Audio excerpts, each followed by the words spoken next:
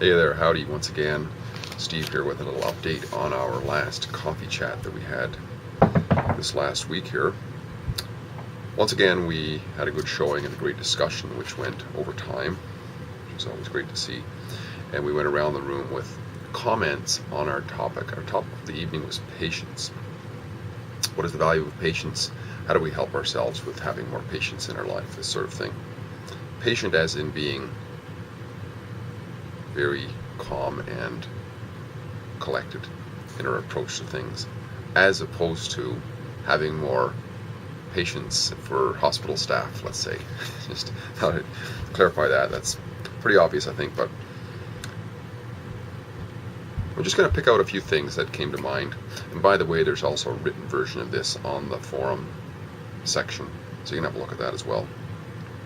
Went around the room and there were a lot of really good points shared. One thing, for example, is we can be patient if we're more comfortable with the present moment. Because obviously impatience is it's like an anxiety, it's like a discomfort, so if we're more comfortable, then that helps us. So that means letting go of certain things, letting go of the attachments to having things being a certain way in a certain moment. Patience can help us with a way to slow down a little bit, because oftentimes it's associated with getting things done in a rush. Somebody else said that patience is like a state of being, and it's found within. And there's actually a scriptural reference in a religious book of some sort which says that something along the lines that patience is the fruit of the Spirit, if you will, or it comes from love, which is really interesting.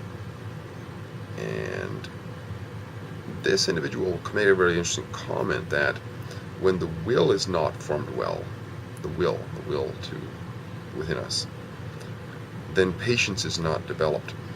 And the comment was made that this is probably attributable to the way that we live our lives today, very much an instant gratification way of living, and therefore we don't develop the will to be patient, and therefore that's the effect. Somebody else mentioned that when he is patient, he has a greater capacity to be happy, which is great, and that choosing patience when dealing with others is hugely beneficial. There was a quote by an unknown source that was put forth here, which is that good things come to those who wait. Somebody mentioned about thinking things through a little bit and to help us to calm down before there's action takes place. And this individual presented a book which was called Don't Sweat the Small Stuff by an author named Richard Carlson, which has helped her a lot in this area of her life.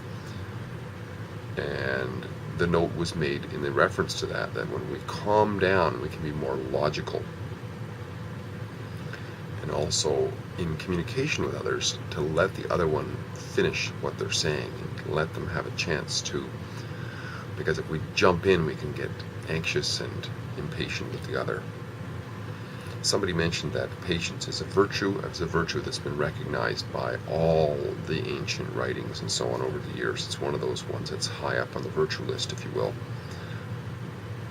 That it's also the absence of negative emotions generally, and is affected by the boundaries we set in our lives. Somebody else mentioned that patience with self is what really has to be worked on. That's where it starts. Somebody else said that when the value of patience is 100%, then it becomes very important for us. So how we value it. That's what he's saying. And he's also said that in times of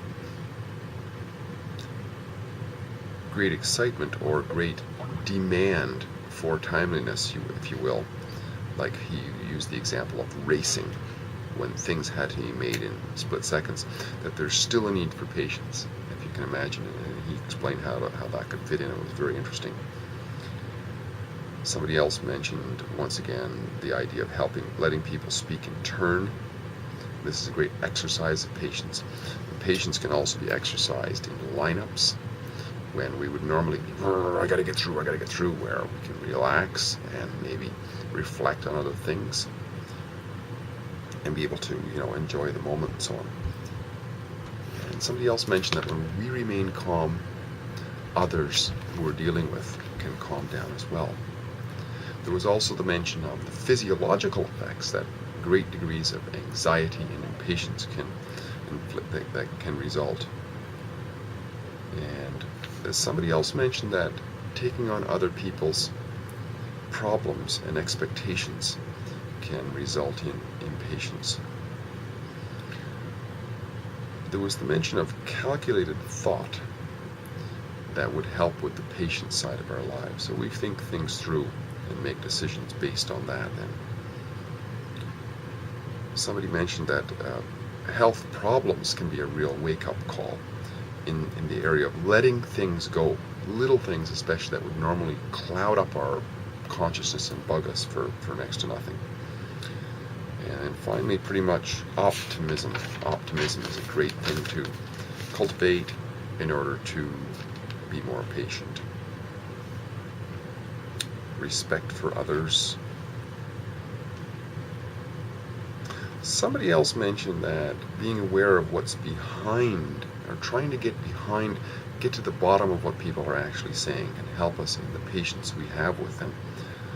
And this can be done, as somebody mentioned, by asking questions. Simply asking a question. What do you mean by that? And it can help draw out and remove that resistance or that tension that might be between two people.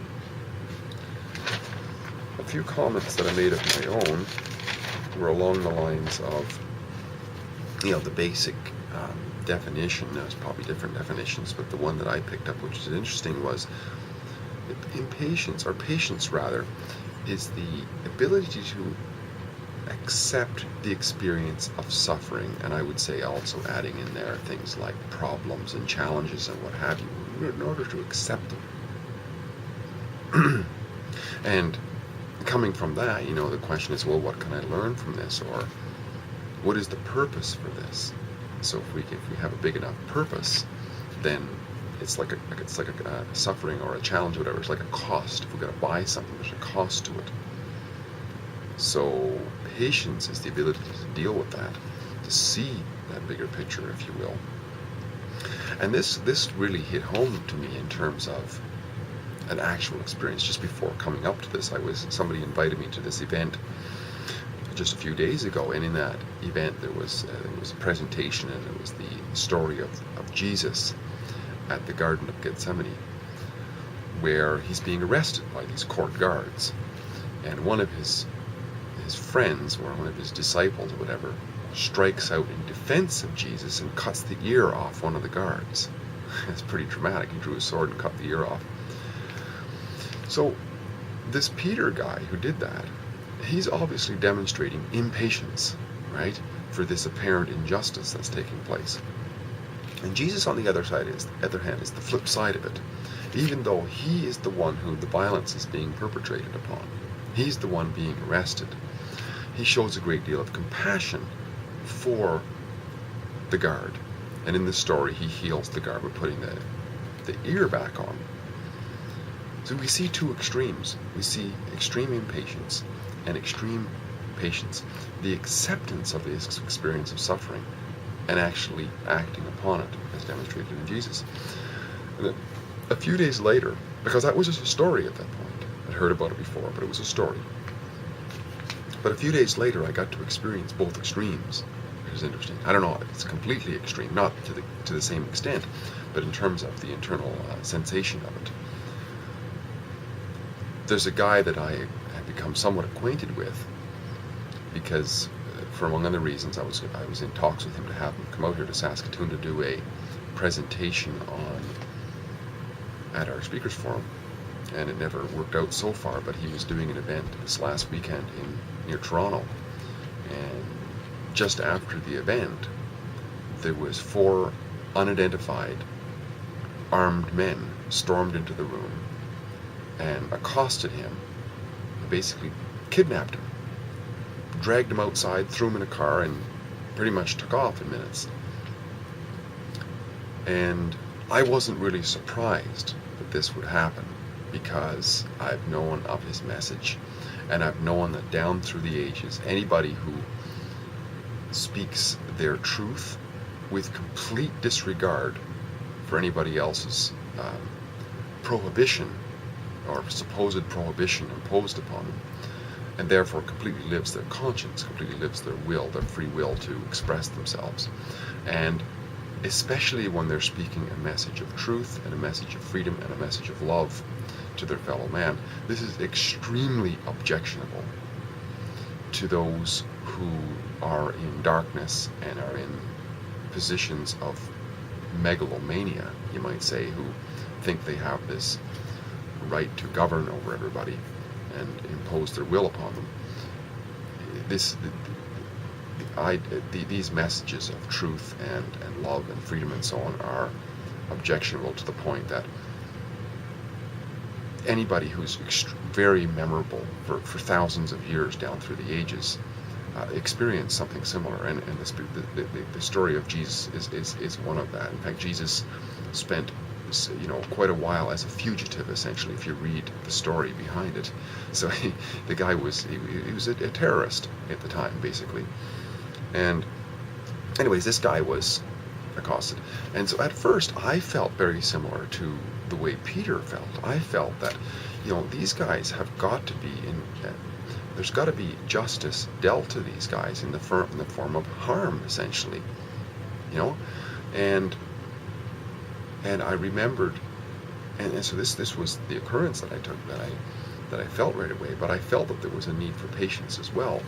And I remember sending out an email to a friend of mine about this thing, and I got back an email from him which said just simply patience, So that was a great experience in terms of getting the extremes, because then I began to think, I began to remember the role of Jesus there. And the role of Jesus was that everybody is my brother, our brothers and sisters and so on. And we don't know the full story about what's going on in their consciousness. Maybe they feel they're doing the right thing. So by exercising a little bit of patience, it helps to step back and have a look at that bigger picture. And what I found from this about experiencing those extremes is that patience is an opportunity to take a sober reflection, if you will, of what's going on, and to draw the conclusions based on the view of that bigger picture. And those conclusions then can help in recognizing what's the purpose in this. What do I have to learn from this? What's the purpose, and what is this serving? Am I serving any purpose in this? If I'm serving no purpose, then being impatient is ridiculous. It's not doing anything for anybody or myself. And furthermore, by lashing out with the knee-jerk impatience, then it has a way of clouding up the real picture of what's going on. So I would say that I agreed with everybody who was there that patience is a really important virtue to cultivate, and when we cultivate it, we become more effective. Pragmatically, we become more effective at what we do. So thank you all for listening, and I really enjoyed the chat, and I hope to speak with you in a few weeks again. If I don't, I want to say Merry Christmas, but I think I'll have another chance to say Merry Christmas. Anyways, bye-bye for now.